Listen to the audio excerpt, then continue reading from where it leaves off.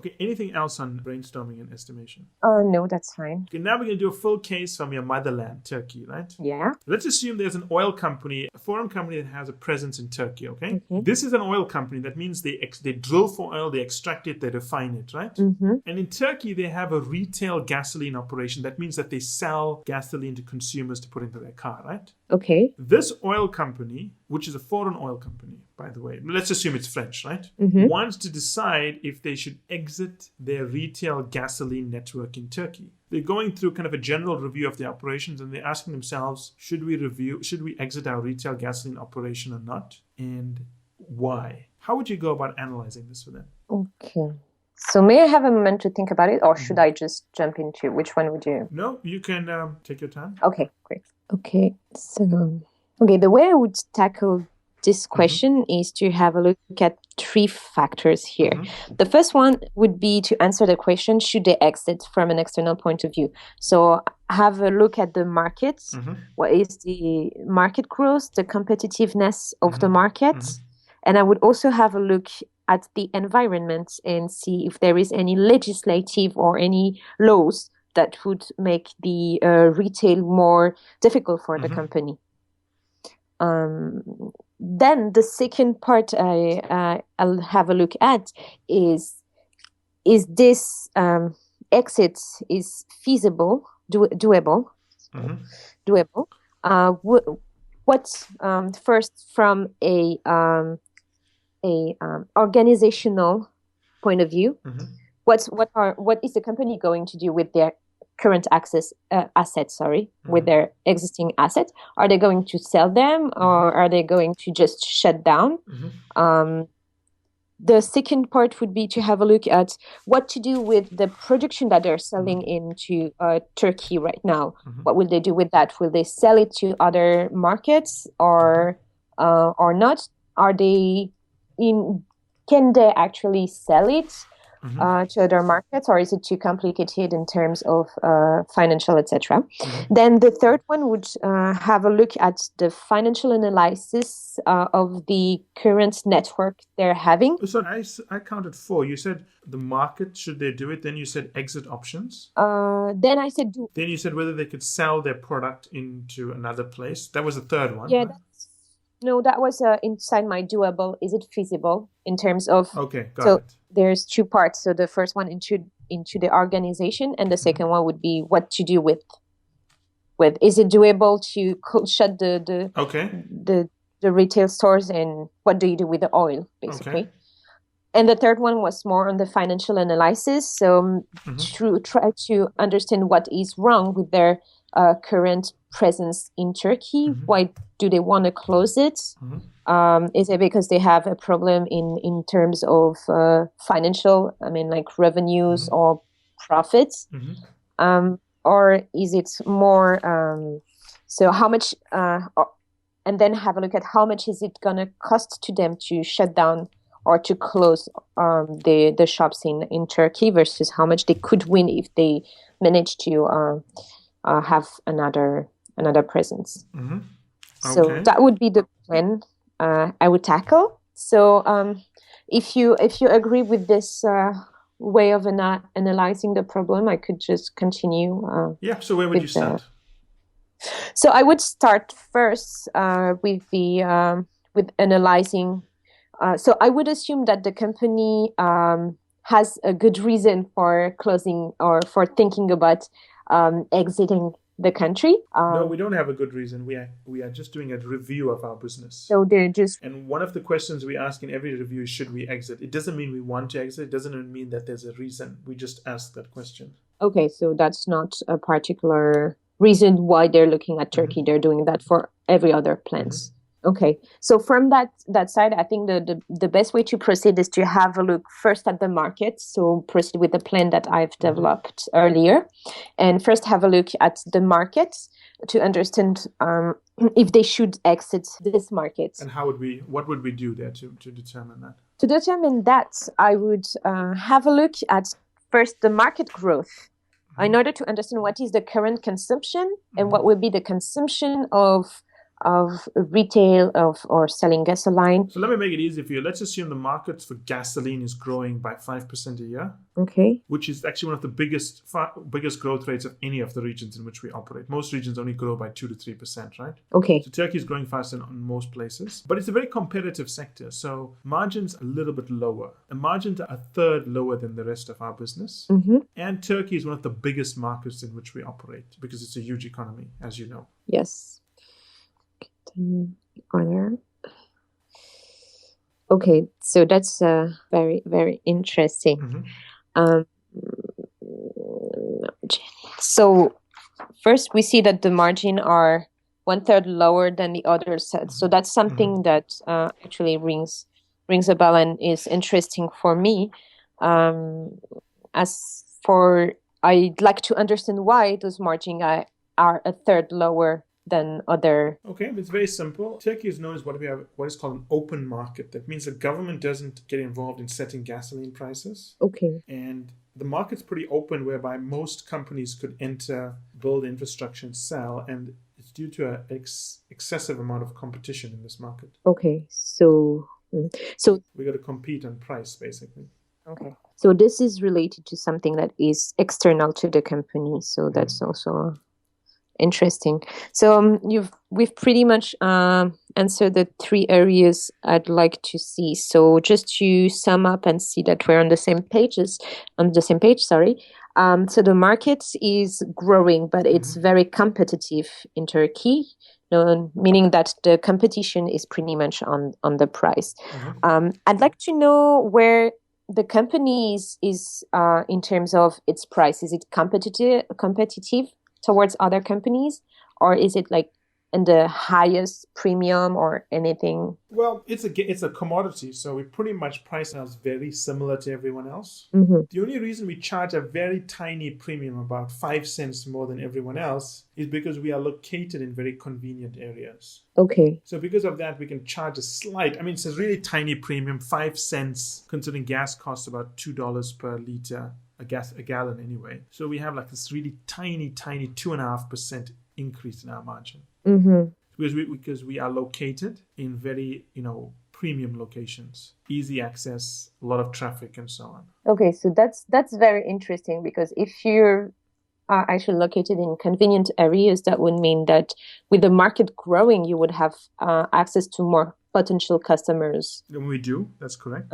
So I'm just wondering if this could be a way to have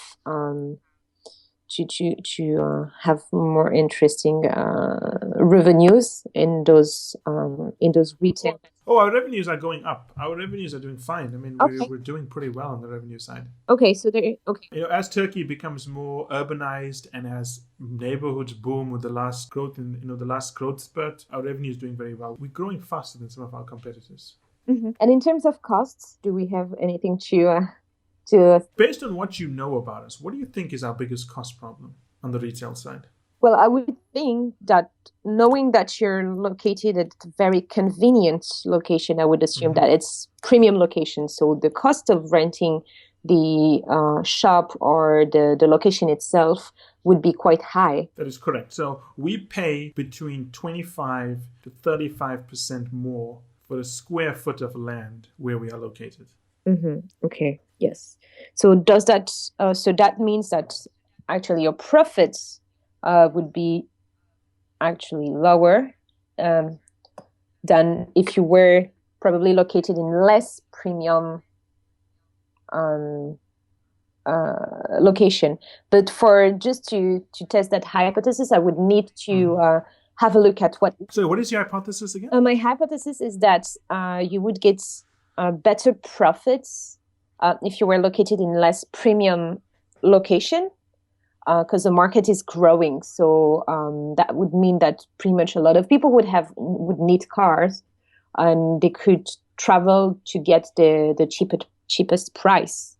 So in terms of revenues, it doesn't really, to me. I think it's too quick. It's too quick to assume that. It's too quick to assume that. We still need to figure out why they're not making profits. We know that revenue is very high. Yeah. Right? We know costs are very high, right? Yes. But before we look at the gasoline stations in the lower trafficked areas, we need to eliminate fixing the gasoline stations in the highly trafficked areas, right?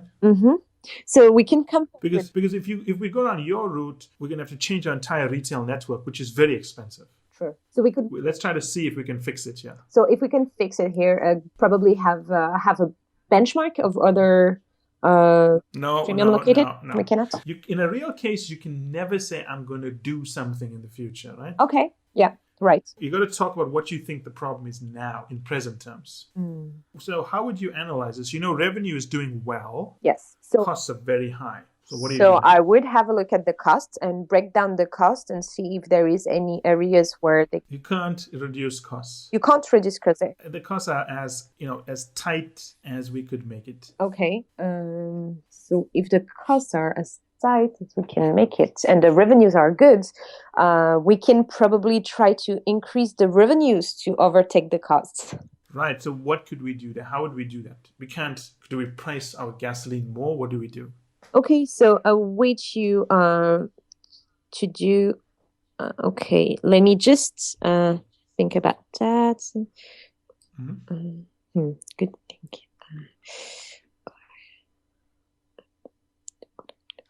Okay, so I would assume that in our retail gasoline, we sell oil, but we also sell other things. So I would assume that is like pretty much where there is a shop and you can get your oil.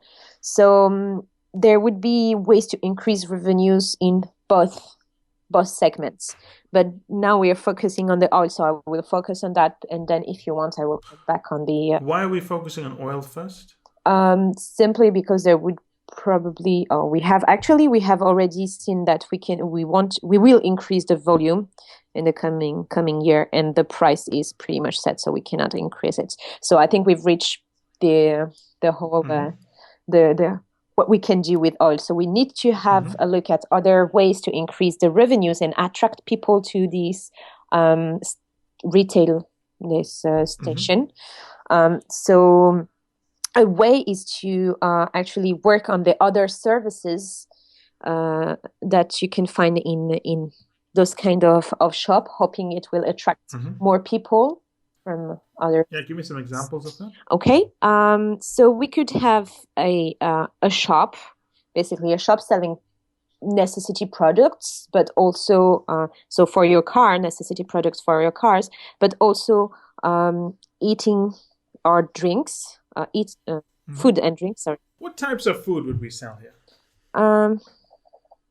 Well, I would assume that the company has already very high costs, so I don't think they would go for something like restaurants or anything that needs to have people to serve it or people to make it cook. So I would have food that is easy, pre-packaged. Would it be cheap food? I think average price, premium. That depends I would assume that it depends of the customers you have in the shop. Knowing that, I would assume that you're located in very convenient areas, so I would assume that you're in the middle of cities, and that you have quite people that win like more than average. Middle income people, that's what I was looking for.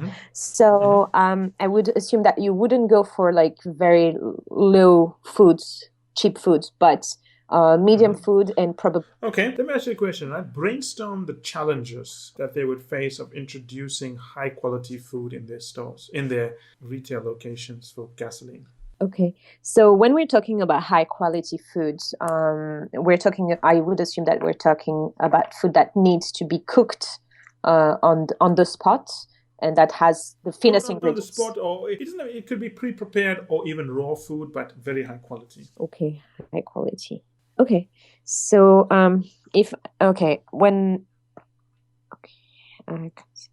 so when I think about very high quality food, I would first think of something that is very important is the I'm not very sure about the word in English, but conservation. I mean, the way you keep the... preservation, how you keep it cool. Yeah, preservation. Okay, refrigeration. Yeah, how you keep it cool and not touched by bacteria. So that's a very, very important thing for the high quality food. And the second would be about the products, the raw products you get, the raw material you get to produce the high quality food. In terms of how you would, what would be the challenges to get them to the office?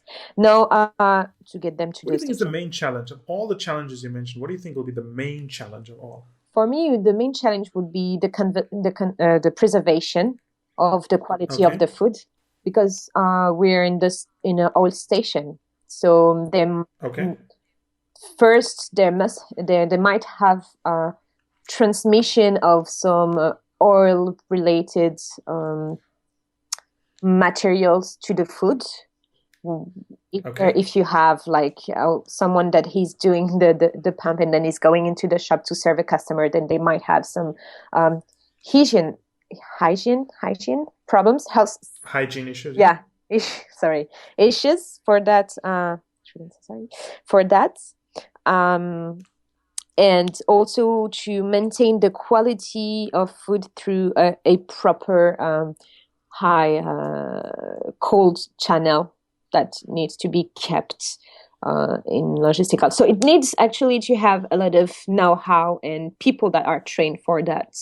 So in my opinion, that wouldn't be the best way to go for that company, because it would needs. Okay, let me stop here, right? Yeah. I'm going to stop here now. We're going to talk through the case to see how you did it, right? And that's it for today's episode. I hope you enjoyed it as much as I enjoyed doing the episode. Finally, I want you to remember that the only way to get access to our special offers, the only way to get our special pricing, and the only way to get samples of our content is to join the list on firmsconsulting.com. It's the only way also to get access to our unique advanced content that we make available to insiders. So if you want to get a sneak peek of things, test it out, see what's in there, this is the place to go. And finally, I want to thank you again for making us one of the largest podcast channels around the world for careers and for the 2 million downloads and counting.